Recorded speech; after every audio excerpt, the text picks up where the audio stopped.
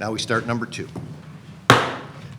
Here, call the Village of Riverside Board of Trustees regular meeting for Thursday, September 21st, 2023. We can all please stand for the Pledge of Allegiance.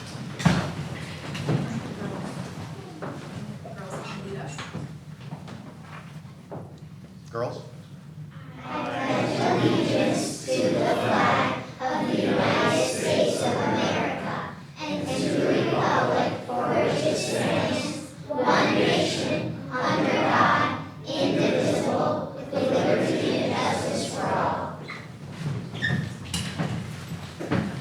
Thank you, ladies.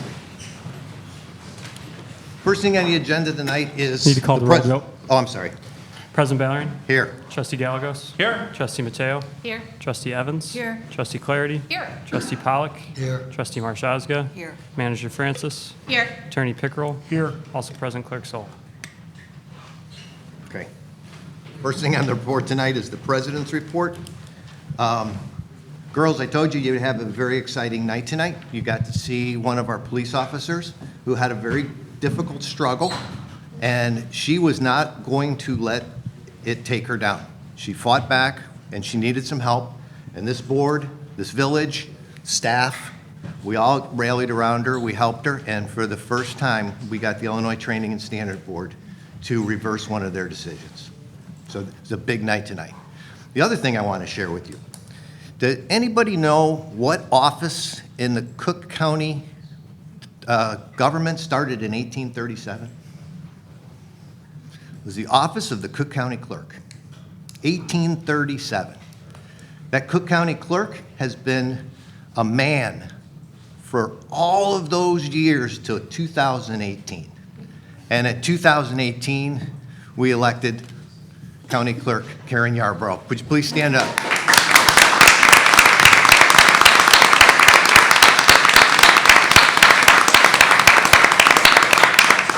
She is in charge of all vital records, all statistics, taxes, and also to make sure that all the elections in all the Cook County go without trouble. And she's kind of like Ethan. He's our village clerk, but she's on steroids. A lot more people. So we're pleased to have you here tonight. Girls, do you have any questions you'd like to ask the board, any of the trustees? Clerk Yarborough? Or anything you'd like to share with the village board? Okay, if you want to share something, I'm going to have to ask you to go to the podium and just tell me your name.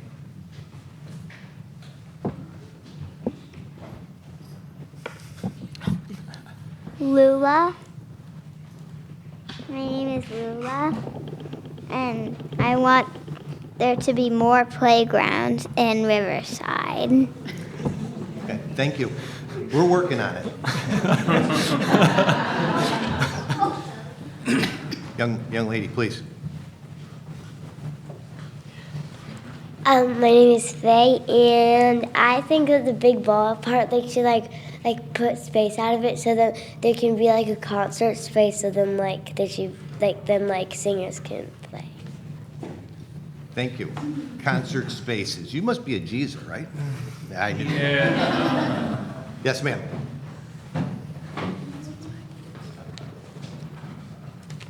List. That's Trustee Clarity's daughter. Hi, my name is Claire. I live on Scottswood Road. I think crossing guards here are really nice, and I would like some for the train tracks, and not just for the roads, because once I was going to cross the train tracks, and there was a train, so I waited until the bars went up, but 1 second later they went back down, and I made it back out, but it didn't feel very safe. Thank you very much. We will have our Director of Public Safety look into that. Thank you. Actually, he's in the back. Would you mind taking your note and handing it to him? In the white shirt. Chief.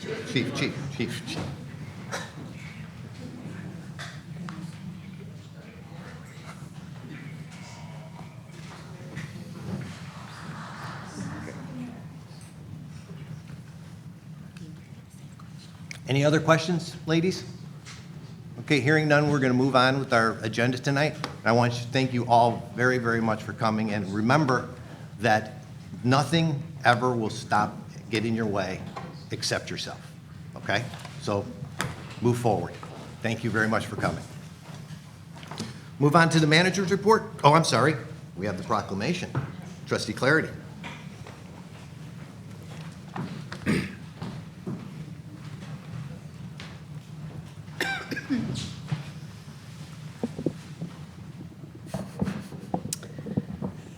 Whereas 2023 marks the 111th anniversary of Girl Scouts of the USA, founded by Juliette Gordon Low in 1912 in Savannah, Georgia. And whereas throughout its distinguished history, Girl Scouting has inspired millions of girls and women with courage, confidence, and character to make the world a better place. And whereas through the Girl Scout experience, girls develop the skills and lessons that will serve them throughout their lives so that they may contribute to their communities. And whereas Girl Scouting takes an active role in increasing girls' awareness of the opportunities in math, science, sports, technology, and many fields of interest that can expand their horizons. And whereas more than 2.5 million current Girl Scout members nationwide will be celebrating this American tradition and welcome girls from every background to join. And whereas the Girl Scouts of Greater Chicago and Northwest Indiana Troop 47220 has been diligently working together for several years to make the world a better place in accordance with the Girl Scout law by learning about leadership, community, and local government, and today has completed the requirements for earning their democracy badge. Now, therefore, be it resolved that I, Trustee Megan Clarity, do hereby proclaim September 21st, 2023, Girl Scout Troop 47220 Day to honor their commitment to leadership and their efforts within the community.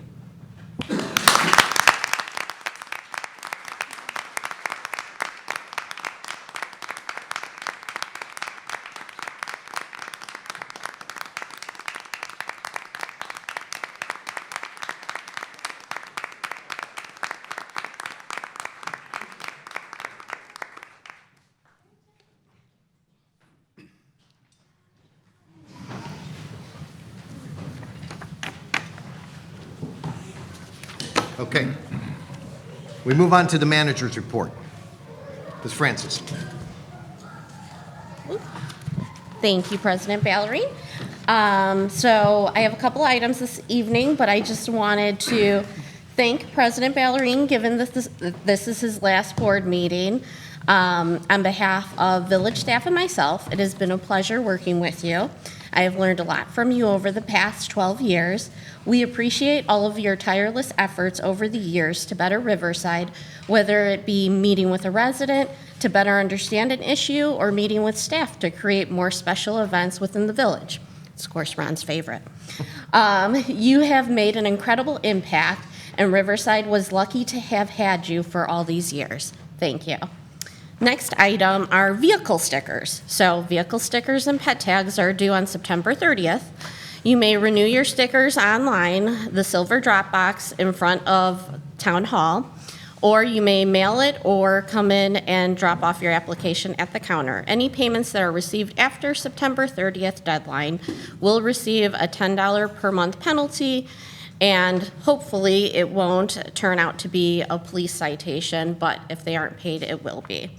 Please do not use the envelope that comes with your water bill because that creates some issues as it relates to processing the vehicle stickers. All vehicle stickers will be mailed, and enforcement will not start until 10 days after all vehicle stickers have been mailed out to residents. Out of the 5,588 vehicle stickers applications that have been mailed, 3,420 have been processed, so approximately 64%. So we've got not much time left, so residents, please make sure that you're dropping them off or processing them online. This was the first year that we had the 50% discount for seniors being offered. The eligibility requirements for enrollment in the Illinois Benefit Access Program. Riverside Township has offered assistance to many seniors in completing the application. So far, 9 applications have been approved, and so they've been eligible for that senior discount. The village also offers a waiver for disabled veterans and former POWs. Currently, 16 individuals participate in this program, but only 10 have renewed. So this is just general information because we've received some inquiries, and I think some board members received inquiries at the farmers market. So hopefully that was helpful. That is the end of my report. I'm glad I was ahead of vehicle stickers and pet tags. I did that intentionally. But you did spend more time talking about vehicle stickers and pet tags, but that's okay. Thank you. We will move on to resident comments on non-agenda items. Is there anyone in the public comment on non-agenda items for tonight? Mr. Aguilar. Cook County Commissioner Frank Aguilar. Thank you. Thank you. I call him Mary's your president, so someday I'm going to ask one of these young ladies for a job, the ones that were here earlier, so fantastic, especially Claire. Hello, everybody. I'm Frank Aguilar, Cook County Commissioner, and I'm here today. While I do enjoy the interactions with Riverside tonight, I got these remarks, a special occasion today, a little sad occasion. Your president is leaving, Joseph Baldring, and he's retiring. And I could not miss this for a million years, the opportunity to talk about his incredible work he has done for this community. President Baldring has been such a strong partner with Cook County and all of our initiatives. Over our terms, we have spoken very consistently to ensure the needs of Riverside residents are being met. His ability to manage long-term goals with short-term needs always impressed me. His thoughtfulness and insights has been critical in how I interact to support all of other towns in these villages within the 16th district. He has been a model mayor and someone I'm very proud to call my friend. During the June storms of 2022, President Baldring called me immediately, recognizing the needs for additional assistance from Cook County agencies. We were able to deploy Cook County's emergency management services to clear the hazards and return Riverside to safety for all the residents. He knew the challenges, but never backed down from them, doing all the necessary to promote safety, security, and the sense of pride in your community that I see every single day. President Baldring has honored his commitment as your president. He has accomplished so much to ensure that Riverside lives up to his founding idea, being a perfect village in a perfect setting. Thank you, President Baldring, for all your work, your commitment you have done for the 16th district and for the village of Riverside, which are both undoubtedly happier, healthier, and more prosperous because of your work. We will miss you. I will miss you. And God bless you.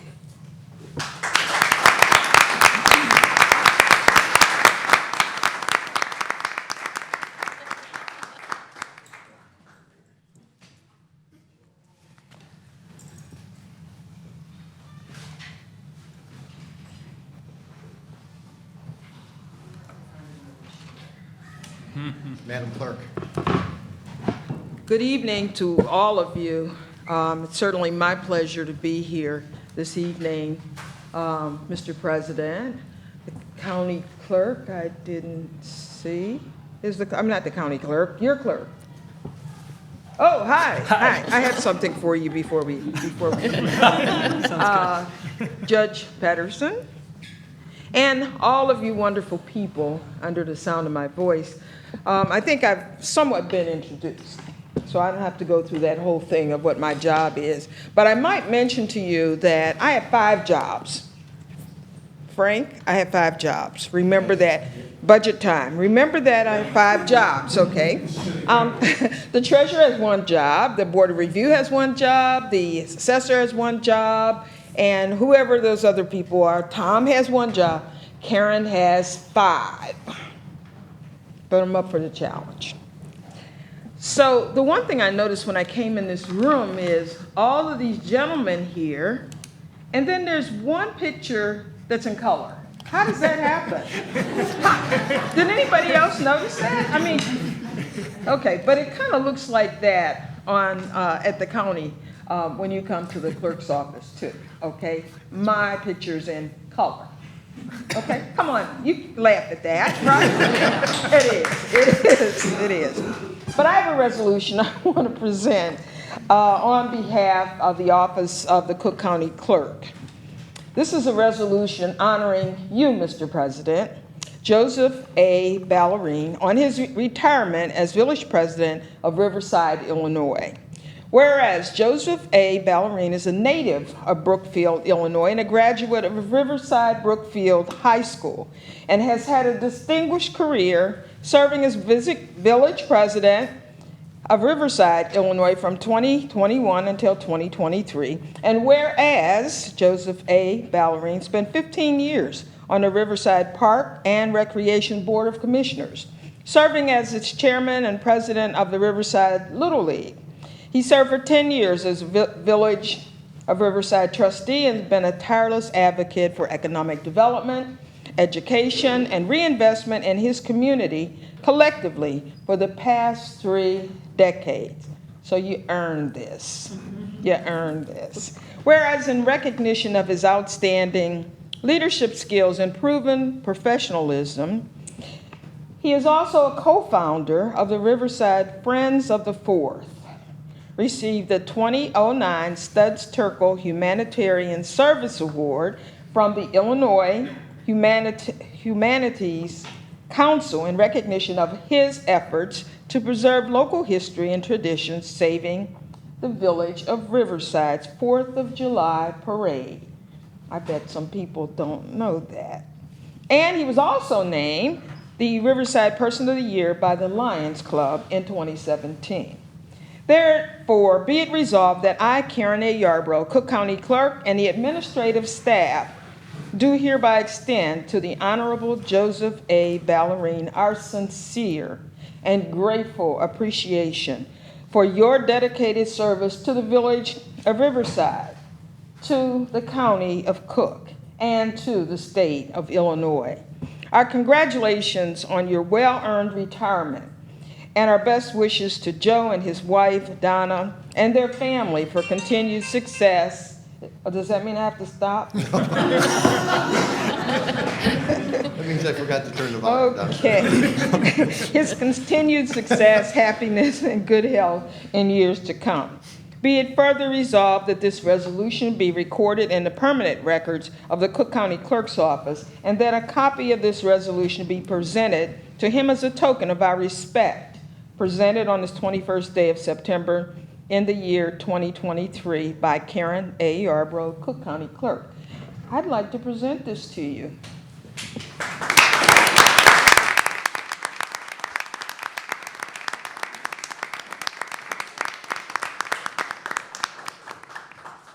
Well, here's the photo. Congratulations.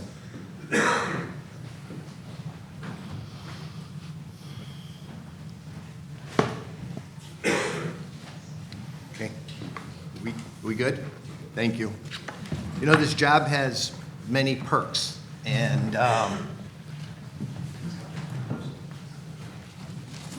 you witnessed them all tonight. So, thank you all for coming. I appreciate it. Chloe, it was an honor speaking. It's my friends from Berwyn are here. So I just, Scott, I'm sorry, my brain is flustered. So I appreciate you all coming out. Karen, thank you very much. It meant a lot to me, so thank you. Okay, we get to move on to the consent agenda. Clerk Soul. Approve voucher list of bills, September 21st, 2023. Approve Village Board of Trustees regular meeting minutes, September 7th, 2023. Review and file Community Development, Police, Fire, and Public Works August monthly reports. Review and file Landscape Advisory Commission regular meeting minutes, August 8th, 2023.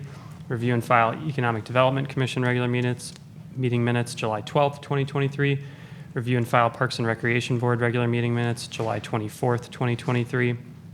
A resolution waiving the competitive bid process and authorizing the village manager to enter into contracts with Comcast for the village's telephone service, fiber service, and one point-to-point circuit, and a resolution authorizing the village manager to create a purchase order in the amount of $56,809 for Christopher B. Burke Engineering, Limited to provide professional design engineering services as part of the East Avenue Streetscape Phase 1 engineering, and an ordinance of the Village of Riverside adopting a pre-approved vendor list.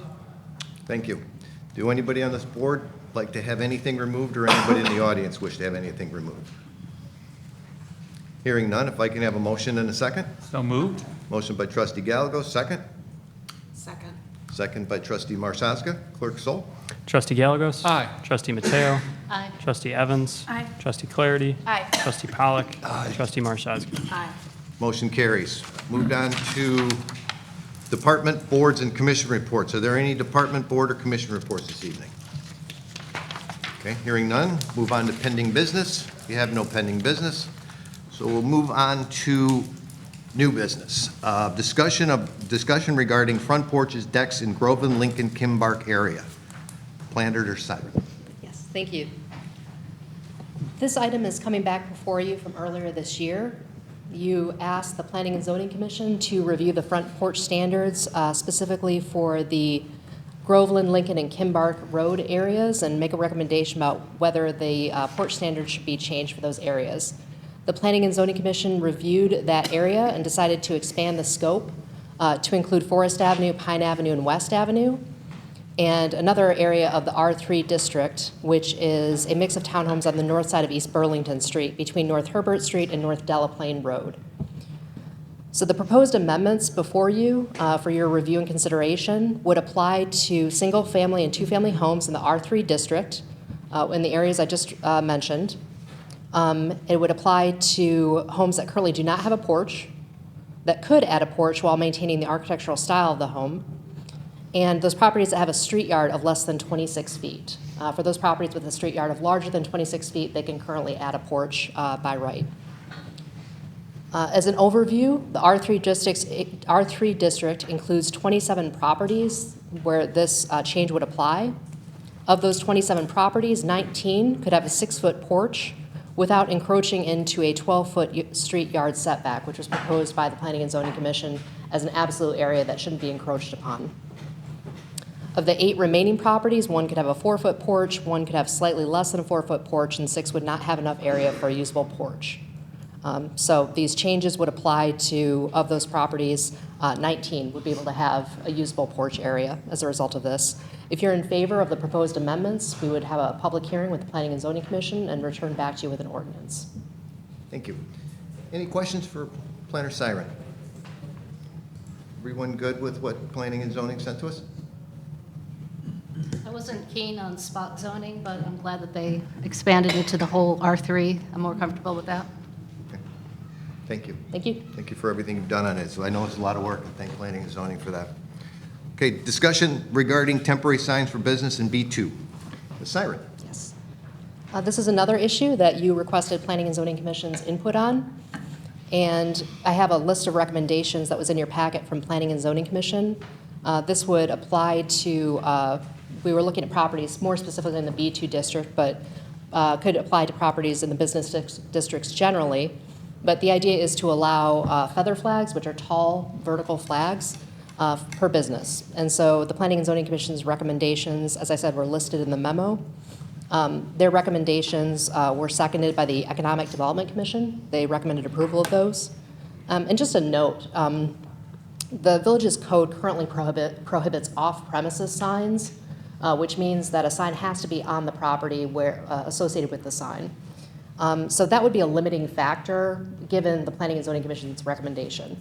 So for example, there's an area on East Quincy Street, Higgins Glass to the Parks and Rec building, where that storefront is right on the property line. So there's no place to put a feather flag and have it be on premises. In that case, they could install a flag that would be attached to the building. That would be an alternate option for them. So I've made a list of about 18 businesses in the central business district, not on Harlem Avenue, that probably would have room for a feather flag. But if the Board of Trustees supports these recommendations, we would draft an ordinance and bring it back through the Planning and Zoning Commission with a public hearing, and then bring it forward for a recommendation. Okay, and these were recommendations from both EDC and Planning and Zoning? Planning and Zoning Commission made the initial recommendations and EDC supported them. Okay. Before I open it up to the board, does anyone in the audience like to speak? Okay, hearing none. I'll start on this side. Anyone have anything to add? I'm in favor of this, so I say move forward with it. Thank you so much for your work. Thank you. I would start by commenting that, with all due respect to PZC, I don't have the same conclusion that they came to, that the prohibition on moving signs only applied to signs that are motorized. And I think perhaps Trustee Pollock also had that memory. I also found in our code, under prohibited signs, signs which move or give the appearance of movement. This includes pennants, banners, streamers, and all other signs that flutter, undulate, swing, rotate, oscillate, or otherwise move by natural or artificial means. So we have in our code that these flags are currently prohibited. And so I'm not sure how keen I would be on having a text amendment for this. Okay. Stephens? Well, I have a question. Can I address the business owner? Sure. Pete? Peter, can you please go to the podium, please, if you don't mind? Awesome.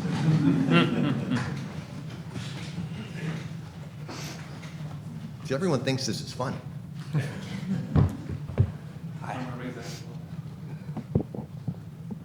So for a time, you had signage in your windows without a permit, and the village was flexible about it. My understanding is that staff had given you the flexibility of leaving that sign there with the understanding that Gears would submit plans or design for a permanent sign. And that was several months ago. And I also believe staff reviewed the permanent signage process with you in recent weeks. And I'm also told that the signage process is one of the least complex processes that we have in the village. So could you tell us what the status is of a permanent sign? Because it seems like that would be the best way for people to see where your business is. So with the permanent signs, I'd have to have it, there's one spot over my door, which you wouldn't be able to see from the streets anyway. The other sign, if I did permanent, it'd have to come out like a small, kind of like on Quincy Street, where they have those little signs. That would be the other option for me. And so they're both very small and very hard to see. I still, daily, I have people can't see my shop, even with I've put bikes out there. I have a sandwich board out there. It happens all the time. I mean, I have people literally call me I park my van across the street in the parking lot. People will call me from in front of my van, wondering where my shop is. It's not seen. And just the little sign might help. The sign over my door wouldn't. I mean, it shows the entrance. That's great, but it still wouldn't help me much on there. As far as the timing, it's my season. I just haven't had time. I took over the business from Paul in April, and I've just been so swamped busy, which is good for me, for the village, for everyone. So So you have been really busy. I've been busy. But again, I mean, busy is not, it can always be busier. I mean, I want to be busier. I want it to succeed. I want to be better. I mean, my numbers have done better than last year, but that's a low bar, and it's only not as good as it could be, I think. We must also remember that he's in a historical building. So there are limitations to where signs could be put on the historical building. Plus, that space is designed as an incubator space. So, you know, it may be Peter's there for 2 to 5 years, finds out that he's doing great, wants to go into a permanent spot. And then we're going to put somebody else. We just don't want people to put new signs up all the time. So I think that particular spot does hold a little bit of difference from the other places. But thank you. Thank you, Peter. Thank you. I think that policy puts the businesses at a disadvantage, because the point of the incubator space is to encourage our new businesses to go in there, grow, expand, and then move on to a storefront. So yes, we would have to put a new sign up, but I really don't, I understand why people can't find the business. There's no business sign. Thank you. Say. In every survey that we do, in every conversation I have at the farmer's market with residents, in nearly any avenue I have to engage with residents, people ask, what are we doing to support economic development in the village? That often comes from their desire to pay less property taxes, but also is just a general awareness that we want a vibrant community, and that includes vibrant businesses. I think this business in particular has been a wonderful addition to Riverside. Of course, this would apply to more businesses than that. This board also, as a matter of course, often gives tremendous deference to the Planning and Zoning Commission, which I believe is appropriate. I do believe that what they've designed here is well tailored for the purpose, and I don't find it damaging, and so I am in support of moving forward. Thank you. Paul? Yes, I'm in support of having Planning and Zoning Commission proceed with the public hearing and proceeding with this. I would ask them, though, however, to look at greater limitations on how often these signs can be used. When this first came up before the board this summer, it may have been me, but in my mind, I was thinking, well, let's expand the ability to use temporary signs for special events and promotions, not for everyday business. And so I would ask if the board agrees to have the Planning and Zoning Commission proceed with this, I would ask them to look hard and fast at an appropriate limit. The idea of allowing these feather signs for every business, every day they're open, just doesn't seem appropriate. And I think we would open ourselves up to an undesirable situation with clutter and too many signs, and especially when they move. You know, when you're having a special event or a weekend event or whatever, I think it's great. I mean, just to throw out numbers to start the conversation for planning and zoning, I was thinking, you know, you could have it for 24 days, no more than 2 days at a time. That would accommodate the farmer's market. It would allow a business like Gears to You to have it every weekend, you know, when they're really probably their peak time for renting bikes, I would assume. But I am concerned about just opening up for every business every day of the year. So I would ask planning and zoning to look at that further. So while I ordinarily have great deference for the recommendations of the Planning and Zoning Commission, I was a little concerned at the discrepancy between the analysis given to the front porch question and how many properties would be impacted by the proposal, and then this consideration. To me, the feather flags are, in general, not consistent with Riverside's brand, really, as a National Historic Landmark. I do find, and I agree, that the design was very tastefully done for the Gears to You product, but when you consider the potential for 18 businesses to be able to put 2 of these 10-foot flags at each of their entrances, you know, within a discrete geographic area, you know, of potentially not as high quality design, you know, people will always choose the least expensive route or means of advertising. So to me, that is something that is a concern. So I would be inclined to, you know, see whether we could do something specific to special events or incubators, or something that was not so widespread in its potential application. Okay. You can answer this question for me. One of the things that, because when we went through the signs, it was primarily not-for-profits that had these up. The art center, schools, and things like that. Peter was the only business that had one up.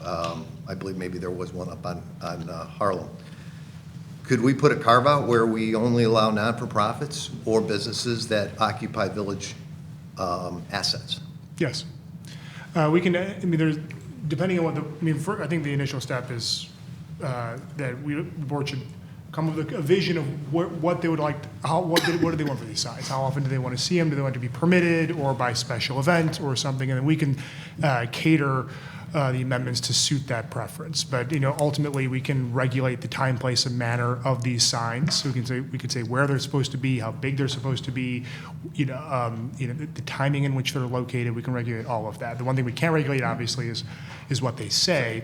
But beyond that, we have broad authority to do so. So once there's a consensus on what your vision for these signs is, we can create an ordinance and amendments that would suit that.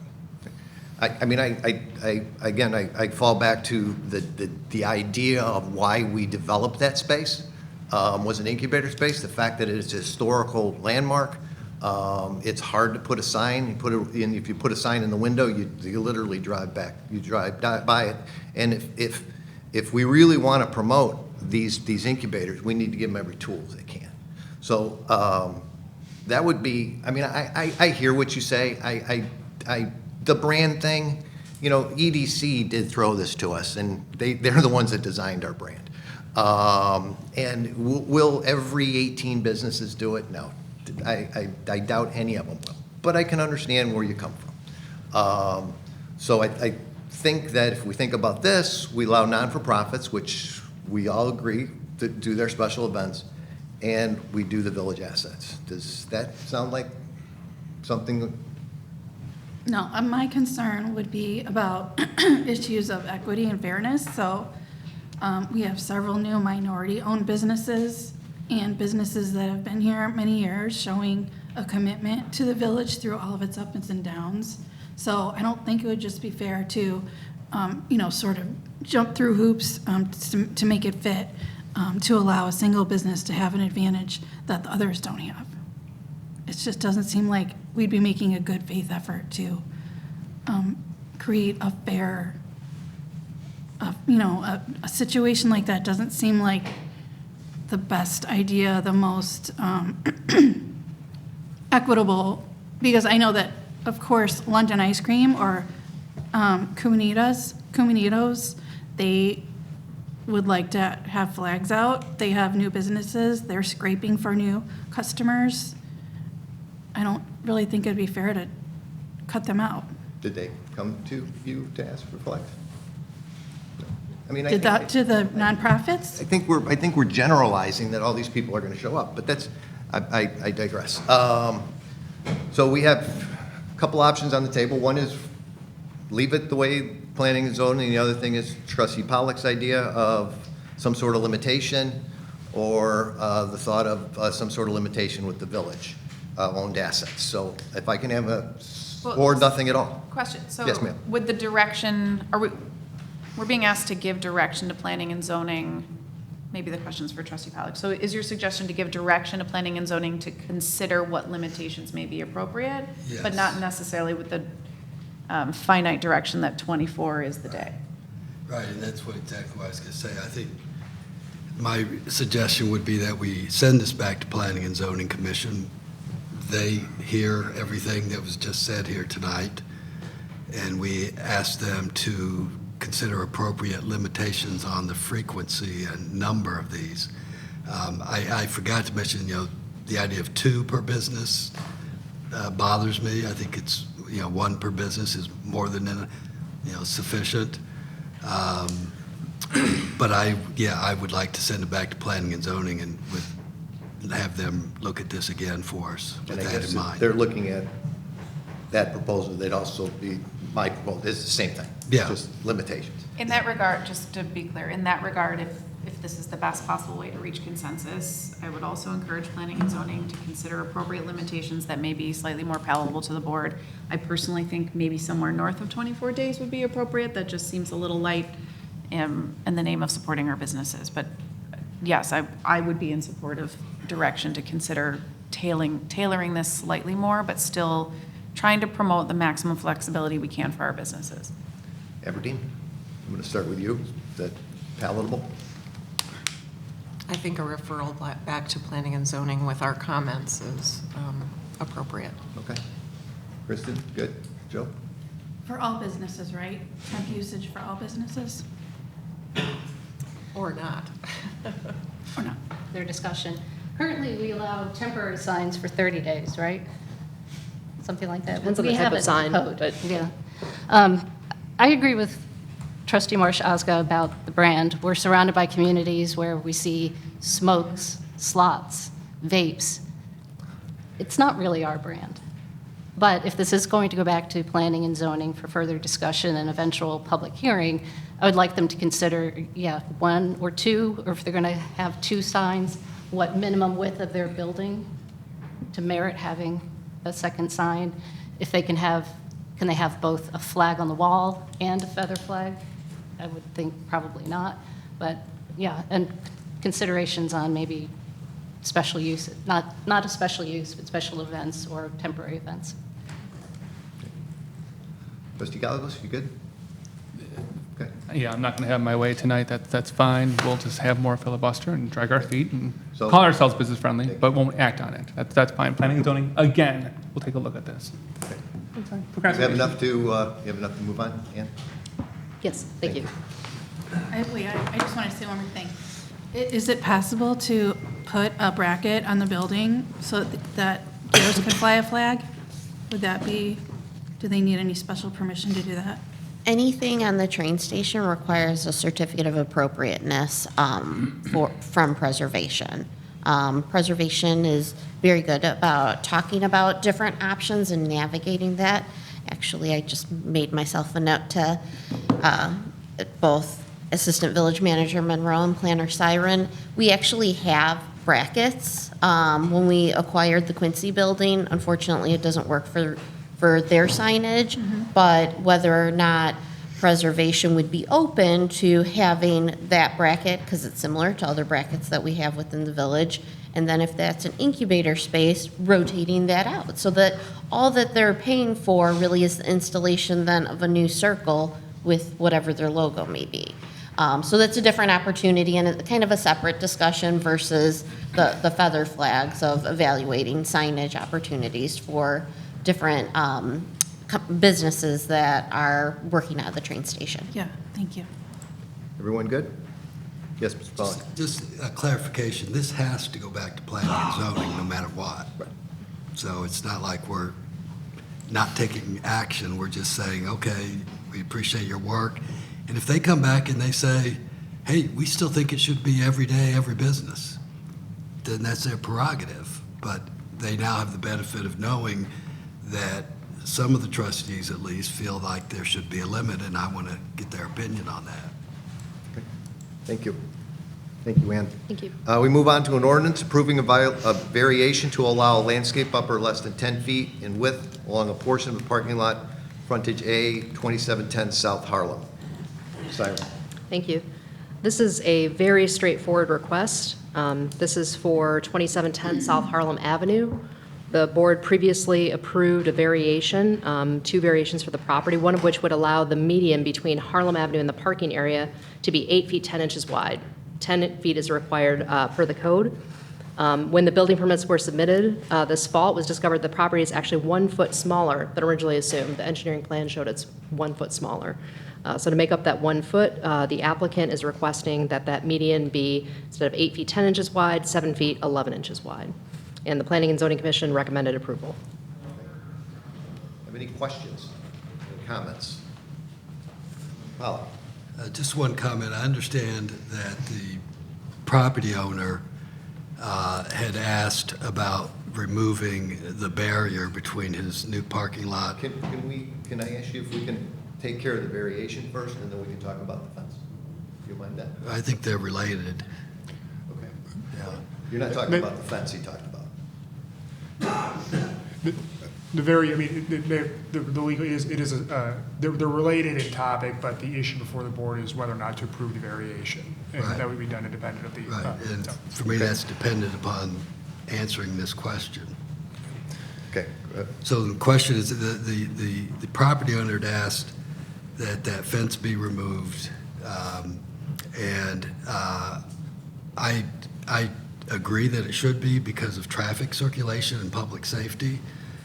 You've got a dead-end parking lot.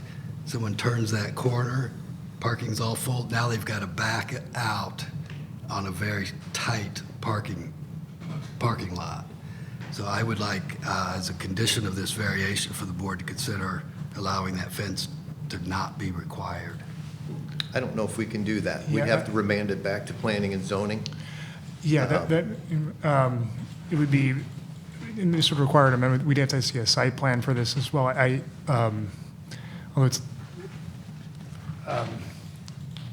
it would be, I think it'd be advisable to simply act on the, because we also, the other issue is that the removal of the fence is not noticed on our agenda here tonight. It wasn't something that was, public was given a comment, an opportunity to comment on. I mean, well, ultimately, there were, and so if this is going to be a condition, and that's the consensus of the board,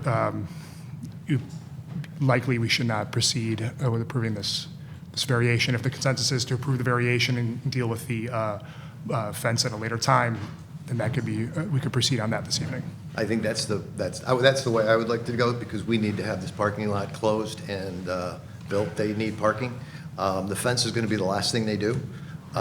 So we can remand the fence portion of the site portion back to planning and zoning and have them take a look at that. That's correct. And right, and yeah, you correctly point out, we are awaiting closing on this property pending the outcome of this variation application. Okay. So if I can have a motion and a second to approve the variation? Motion is made. Motion by trustee Clarity, second by trustee Evans. Any other further discussion? Hearing that or no other motions, Ethan, would you please call the roll? Trustee Gallegos? Aye. Trustee Mateo? Aye. Trustee Evans? Aye. Trustee Clarity? Aye. Trustee Pollock? Aye. Trustee Marshazga? Motion carries. Thank you. Thank you, Ann. Thank you. Thank you for showing up for the Girl Scouts today. Now I actually understand what you do. That was wonderful. Thank you. Favorite time of the year, Village of Riverside Financial Forecast Plan 2024 through 2028, Director Johns. What I've asked Director Johns to do on this is to give us her, the questions that she has, the ideas that staff recommends, and the options. So we kind of understand where they're going, so we don't have to muddle around between 2%, 5%, 6%, and 8%. So if you would give us all we need, and we can move from there. I might mention that the Girl Scouts appreciated Director Johns the most because we told them she's in charge of all the money. Hope everyone appreciates that. So I will skip ahead to the items for consideration with the financial forecast before you, but I'm happy to go into any detail of the assumptions throughout the plan as well. The village has previously extended a property tax levy for recreation that has approximated the minimum rate of .0667 per $100 of equalized assessed valuation. In 2022, the tax levy approved was to increase the Parks and Rec levy by 5%, which was the total amount of the village increase last year. The question that I'd like clarification on is, would the board like to keep the portion of the tax levy allocated to Parks and Recreation at the same dollar amount as 2022 or adjust? Staff is recommending to keep it at the 2022 dollar amount.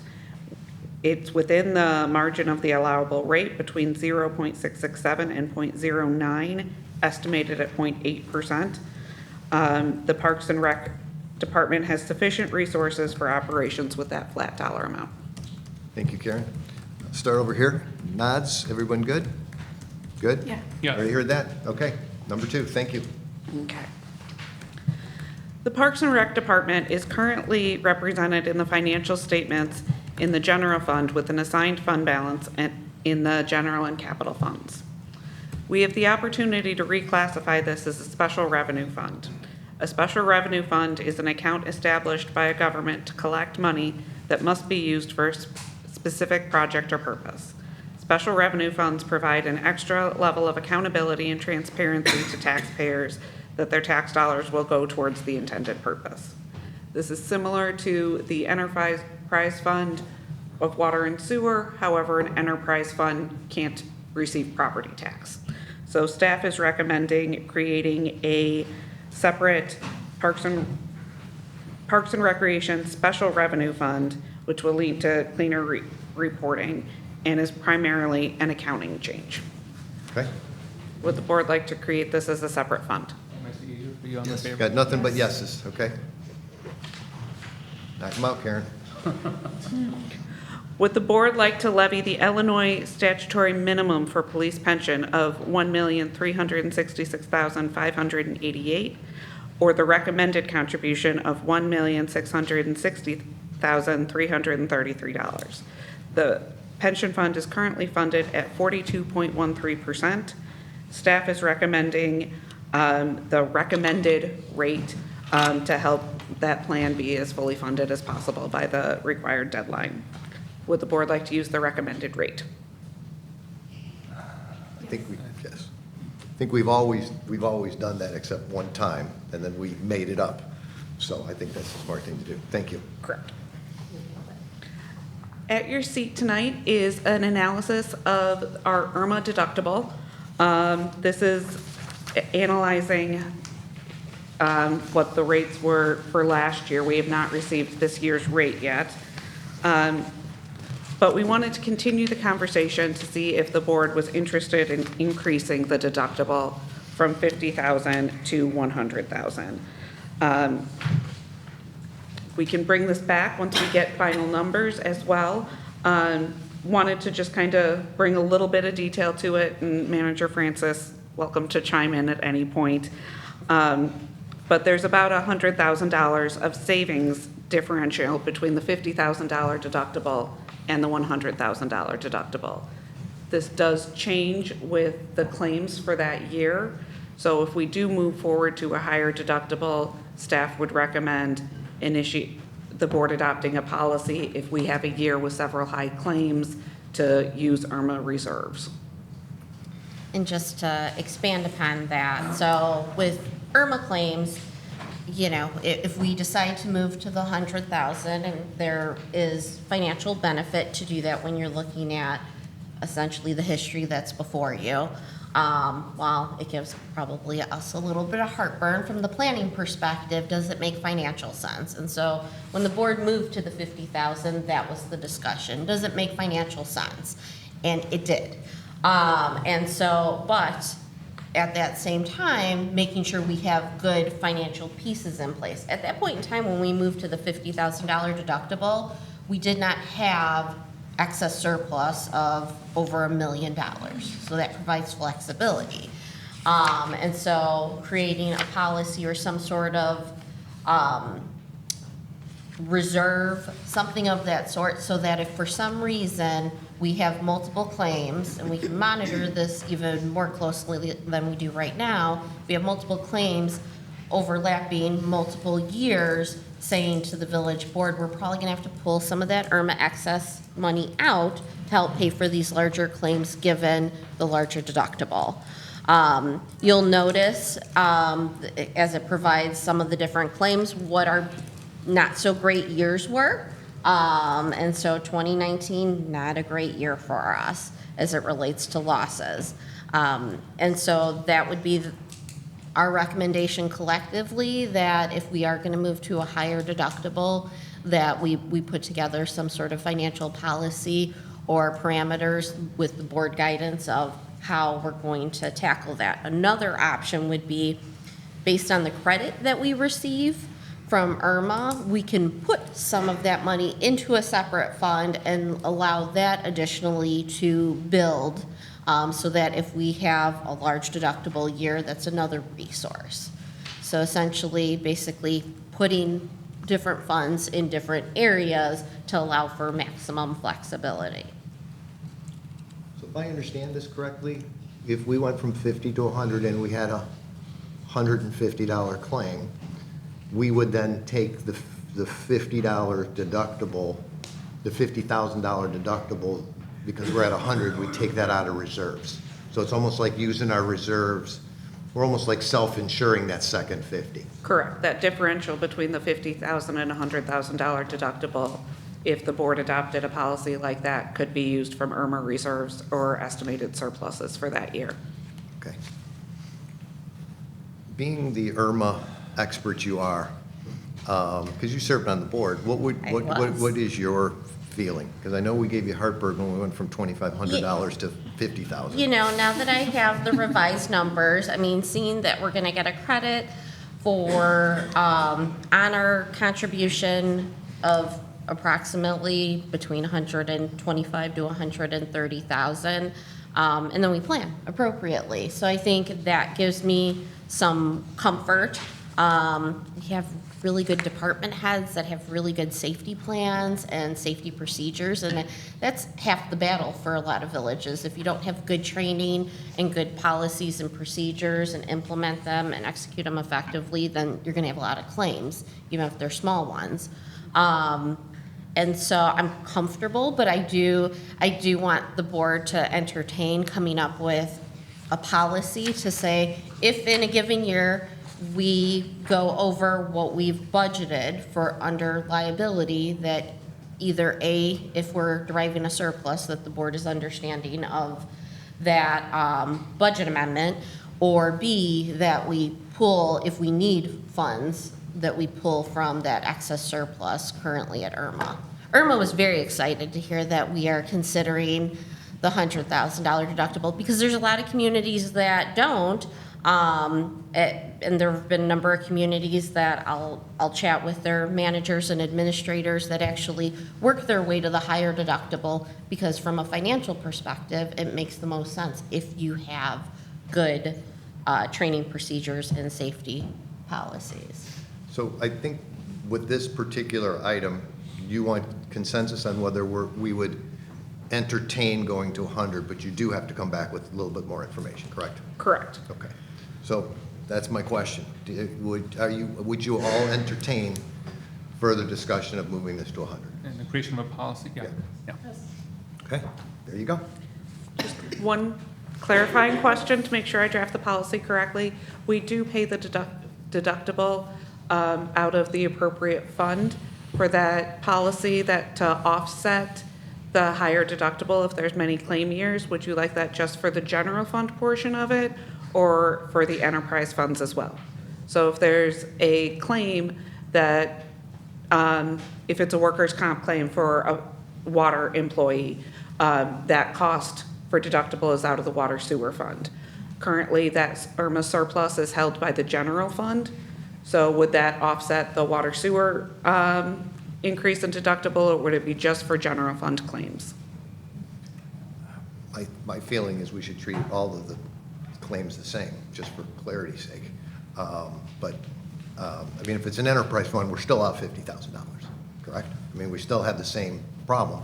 And if we have an enterprise fund, as Trustee Pollock always tells us, the money's there only for that particular piece. And if it's not there, then we have to either raise rates or whatever. So I think, I mean, I don't want to speak for everybody, but would you keep the policy the same? Go ahead, I'm sorry. The thing I would recommend, no, that's fine. Moving forward is calculating the proportionate, if we're gonna take those deductibles out of the enterprise fund, figuring out their proportionate portion of the excess surplus. And so then they would have the opportunity to draw off of it if necessary. Okay, So it's basically taking the money and divvying it up and saying, water and sewer fund, you get this if you need it, and general fund, so on and so forth. Okay, why don't we do it that way? Okay. Parking lot fund contribution. The parking lot fund is expected to reimburse the general fund for personnel on day-to-day management and maintenance of all the parking lots in 2023 in the amount of $112,128. Typically, this fee is increased every year by the Consumer Price Index. However, that is above and beyond the current tax levy increase. Staff is recommending increasing the contribution to the general fund by 5%, which is less than the CPI increase of 6.5%. Increasing by 5% would allow for the increase of costs. It also is slightly lower than the CPI increase, which adjusts for the 2 parking lots that were removed from the parking lot fund at the last meeting. Did y'all get all that? So basically, we took 2 parking lots out of the parking lot fund, and now they're being paid for by the general fund. Correct. And this is a way for us to pay for that. No, instead of increasing, sorry, instead of So close. sending the whole consumer price index increase to the general fund, we're reducing that by 1.5% because there's 2 less parking lots to maintain. Okay, got it. Whatever staff recommends. Okay, there you go. Okay. Those are all the questions that I have on the financial forecast tonight. Good, thank you. Thank you, Karen. I'm not going anywhere yet. Yeah, she's still got the 2024 strategic goals of village department boards and commissions. So before you tonight, you have the preliminary budget goals and performance measures for all funding areas. The review of these cover sheets will replace the commission work plan reports. This is a chance for the board to give any feedback and suggest edits to the goals presented. Any changes that the board has can be incorporated into the draft budget that will be presented in October. Are there any recommended changes? Trustees? None here. No. No, we're good. I would like to, I'm sorry, go ahead. No changes, but I wanted to commend staff and our boards and commissions for what they've done. And I also just wanted to mention that of all the various boards, commissions, and departments, the only one without strategic goals is this board. And so I would like to revisit this in the very near future to have us look at, in detail, look at what all the departments and boards and commissions have put into their strategic goals, and for us to say, here are the most important ones as a village board. In an informal, I'm not sure what the right format is for doing that, but it's something I would like to see us dive into a little bit deeper. Thank you, Trustee Pollak. I also want to thank all the department heads and especially Village Clerk Soul for helping put this all together. Village Clerk Soul was very instrumental in making sure all the formatting on all of these matched and corralling the department heads to meet deadlines. Thank you, Ethan. Thanks. Yeah, appreciate it. Okay. We move on to F, a resolution approving an intergovernmental agreement for the provision of information technological services among the Village of Riverside, Village of North Riverside, Village of LaGrange, and the West Central Consolidated Communications. Director Jens. Riverside has been working with neighboring communities to evaluate a way to increase IT service delivery while keeping cost levels level or to decrease them. Before you tonight is an intergovernmental agreement which will allow Riverside, North Riverside, LaGrange, and WC3 to share in IT services in the future. This will, if approved, Riverside will post a job ad and hire a shared IT director position and release an RFP for contracted IT services. Based on the other communities' board schedules and approval of the IGAs, it is anticipated that these will be released in the next 2 weeks. Before you tonight is also a fresh copy of the resolution approving the IGA, allowing for minor changes if other communities request based on their board and legal review. Okay. Thank you. Any questions for Director Johns? Hearing none, if I can have a motion and a second. So moved.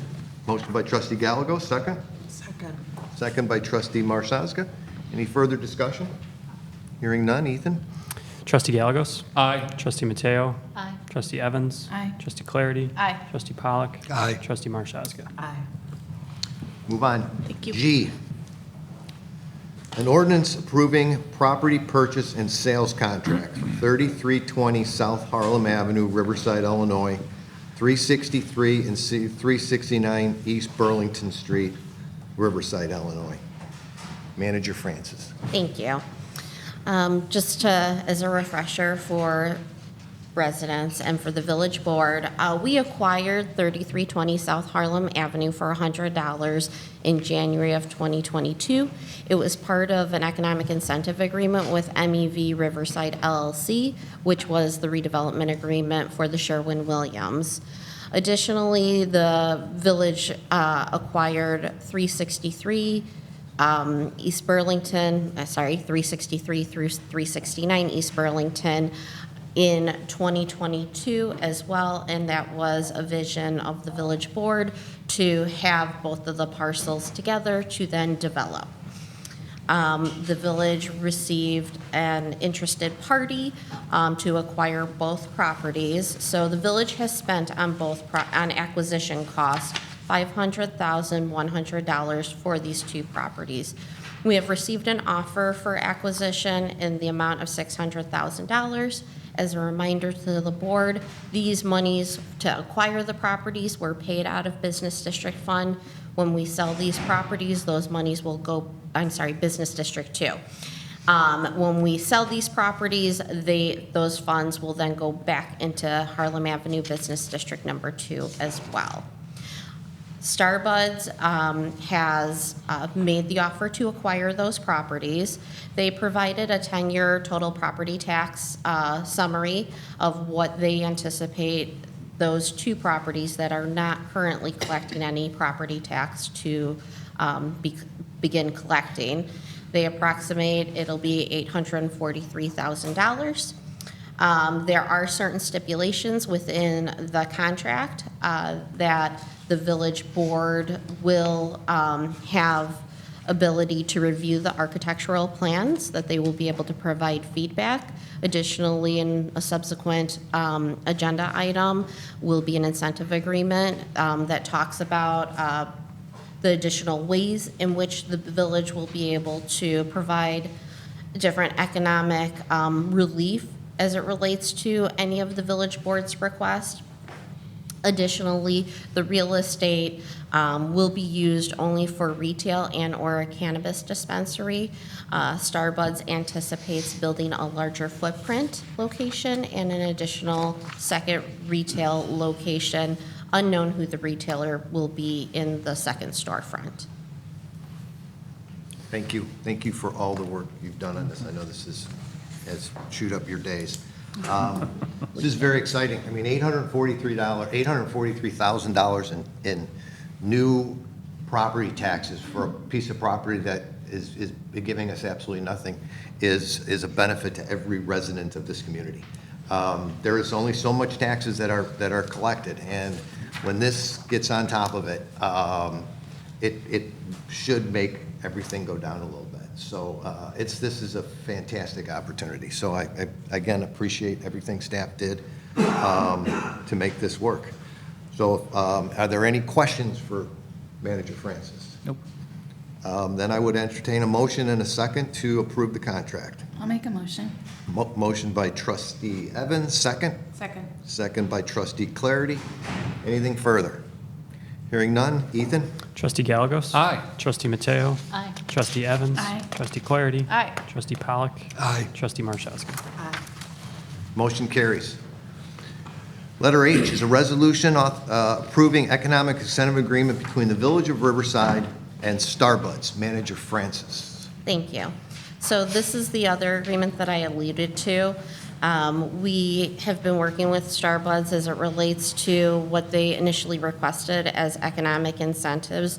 It is important to note that based on them locating in Riverside and in this particular business district, there's the 1% business district tax. And based on their pricing model, they will actually be absorbing that. And so the bigger piece of this economic incentive request has to do with them recovering that lost profit from absorbing that 1% business district tax, which they approximate in the first 10 years will be $1.3 million. And so I wanted to make sure that we pointed that out. The agreement will be for 10 years or 120 months. It does have a cap in which they've asked that once we've requested the cap, that once they hit that cap of $1,775,084, our agreement would cease. And so basically how it is split up, you'll notice over the 10-year period, it will be the $1.3 million in the business district tax to be rebated, and then over 5 years, 20% of the cannabis tax would be shared with them with an amount not to exceed $403,407. Additionally, I had mentioned the site improvement payments. And so the site improvements, based on different board feedback and future feedback, we find it desirable for there to be charging stations installed on the site, landscaping and gateway signage, village gateway signage in coordination with Starbuds, and then other different site enhancement improvements. Those would be paid over a 3-year period, and those payments wouldn't begin until the end of years 3, 4, and 5. And so the board has flexibility of whether or not those payments could be made out of the business district tax if the fund balance is there.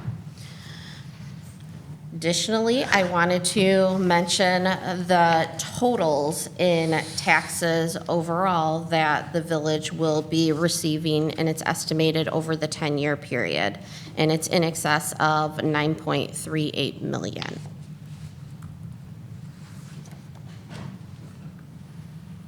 Do you want to repeat that? I wanted to emphasize that while it is a significant tax sharing agreement, it's our most significant to date. The sales tax and the new property tax and gains in EAV will also be significant, not just for the village, but significant for the school districts as well, because the village only represents 15% of the property tax. When I first was on the board in 1990-something, Sarah Lee was our largest tax contributor. That little bitty building over there was our largest tax contributor. And I bet you next year it will once again be our largest tax contributor. But they won't be selling muffins and lasagnas, but instead Doritos and peanuts. But so if I can have a motion and a second for this incentive program? Motion made. Motion by trustee Gallego, second. Second. Second by trustee Clarity. Any further comments? Hearing none. Ethan? Trustee Gallegos? Aye. Trustee Mateo? Aye. Trustee Evans? Aye. Trustee Clarity? Aye. Trustee Pollock? Aye. Trustee Marshall? We go to letter I, which is my resignation, but I must say that I am going out on a high note.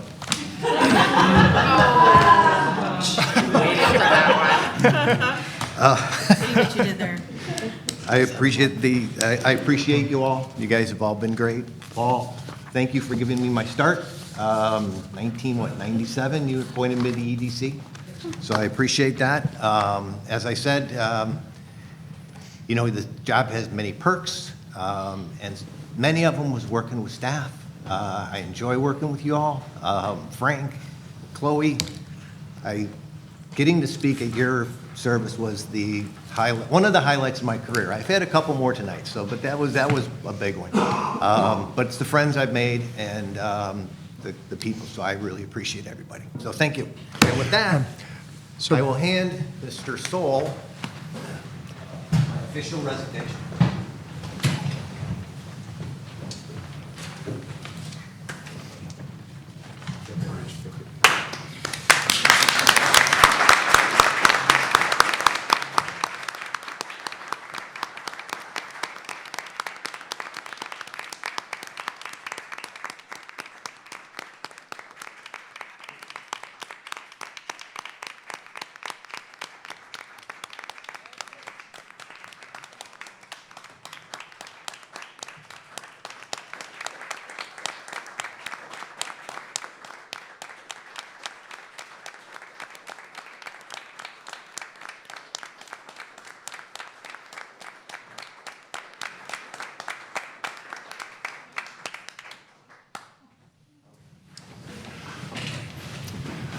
So with the handing of the resignation letter to Mr. Soul, that officially effectuates former President Ballerin's tenure as president of the Village of Riverside. The next step is for a village trustee to make a motion to appoint one of this body to be acting village president. I'd like to make that motion. Given the bittersweet resignation of President Ballerine, I move that we appoint Making me choke up now. Trustee Pollock as acting president of the Village of Riverside. I would like to second the motion. Okay. We call the roll. Yes. Trustee Gallegos? Aye. Trustee Mateo? Aye. Trustee Evans? Aye. Trustee Clarity? Aye. Trustee Pollock? You may vote. Aye. Trustee Marchese? Aye. Congratulations. Thank you.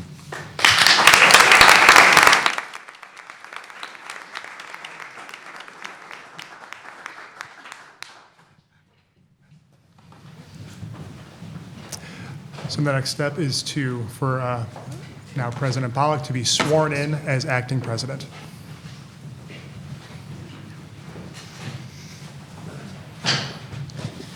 Hold your right hand up.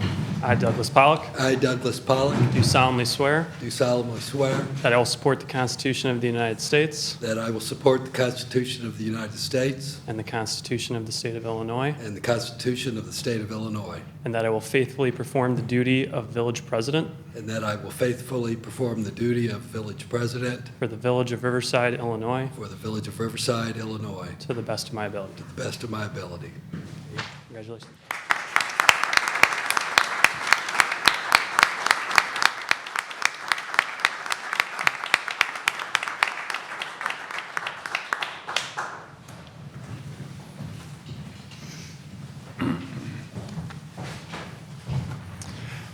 Oh, yeah. So the next item on the agenda is the resignation of village trustee for the Village of Riverside. And with the handing of the resignation letter that is now effectuated, former trustee Pollock, you are now village president and no longer trustee. Thank you. Thank you, Bob, and thank you, trustees. It's a great honor to be in this chair. I look at the people who've sat here before me. 3 are in the room now. 3 incredible people who've led this village. I hope I can live up to their standards, as well as other village presidents that have served before me. Jennifer and I moved to Riverside in 1996 before we had kids, and we raised our kids here. And now they're all successful and out of the house. Their success and our happiness, our success as a family, it is a large part due to this village.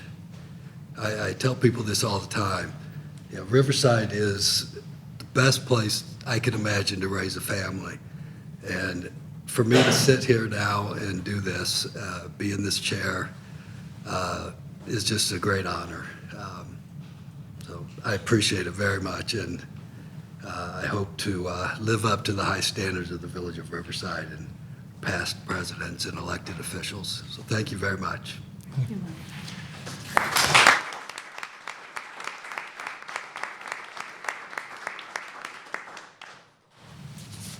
So I believe my first act as village president, quite appropriately, is to, I would need to ask for a motion to approve the proclamation, or no, just read it. We have a proclamation honoring retiring village president Joseph Ballery.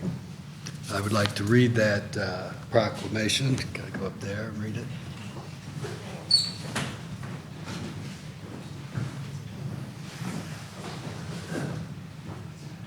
Village President Joseph Ballery. Whereas Joseph Ballery has provided dedicated service to the Village of Riverside as a village trustee for 10 years, from 1997 to 1999, and 2011 to 2019, and as village president for over 2 years, from 2021 to 2023. And whereas prior to his service as a trustee and village president, Ballery served the village as a member and chair of the Parks and Recreation Board and member of the Economic Development Commission. And whereas Joseph Ballery has provided support and served as the liaison to Riverside TV and the Riverside Parks and Recreation Board, providing expertise and oversight to ensure openness, transparency, and accessibility to the village's legislative process and recreation opportunities for all residents. And whereas Joseph Ballery has provided excellent advice and counsel on safety, business engagement, capital planning, economic development, community events, and recreation for the village of Riverside, consistently seeking to advance the common good. And whereas Joseph Ballerine has spent countless hours in service to Riverside, not only as a village trustee and village president, but as a volunteer coach for Riverside Little League, as a volunteer coach for Riverside Parks and Recreation Sports, as a member of the Riverside Township Lions Club, and as a member of the Riverside Friends of the Fourth. And whereas Joseph Ballerine has selflessly volunteered his time and talent to public service and has displayed great commitment and devotion to advancing the best interests of the village of Riverside and its residents. Now therefore be it resolved that we, the members of the Riverside Board of Trustees, do hereby express to Joseph Ballerine our sincere and deep appreciation for his outstanding service and dedication to the village of Riverside and its residents. Dated this 21st day of September 2023, signed by the members of the village board. Joe?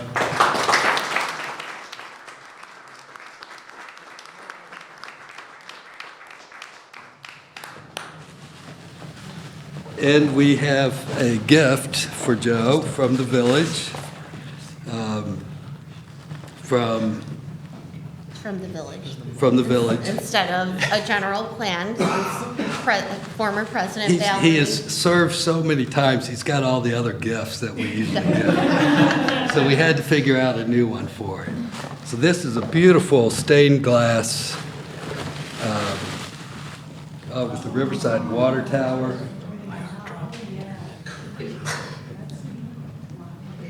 Where is this from? Colorsmith. Colorsmith, that's what I thought. I didn't want to say it until I was sure. So this is from a local business, Colorsmith, does stained glass work here in the village. Very beautiful. Joe?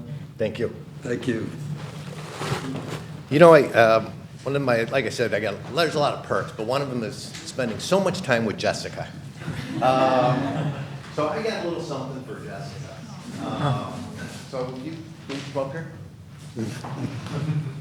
Don't cry.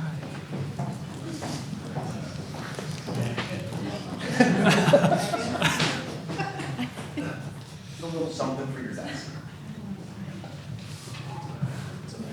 It's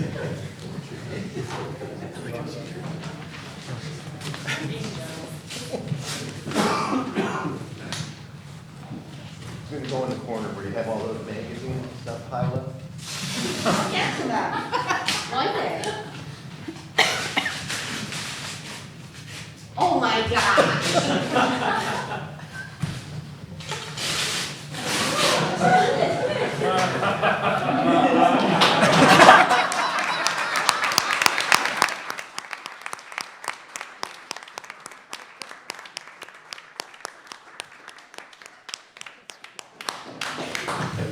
Thank you.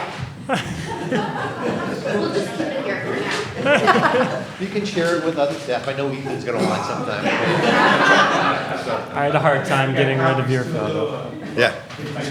So, thank you all. I appreciate it. It's been a good run. Thank you. Thank you. Well, with that, it's been an eventful evening. Next item on the agenda, trustee reports and cross-community climate collaborative C4 updates. First, are there any reports from trustees this evening? No. Anything on C4 you would like to report? We're meeting next Thursday at the Riverside Public Library at 7 p.m. The public is welcome to join us, but we will have a more extensive report the first board meeting of the month. So that's Thursday, September 28th? At the Right, it's library, always the last 7 p.m. Thursday of the month. Last Thursday of the month. Thank you. There being no other reports, we have no need for executive session. Could I get a motion to adjourn? Motion is made. Motion by trustee Gallegos, second. I'll second. Second by trustee Evans. Roll call. Trustee Gallegos? Aye. Trustee Mateo? Aye. Trustee Evans? Aye. Trustee Clarity? Aye. Trustee Marchese? Aye. Get to do this.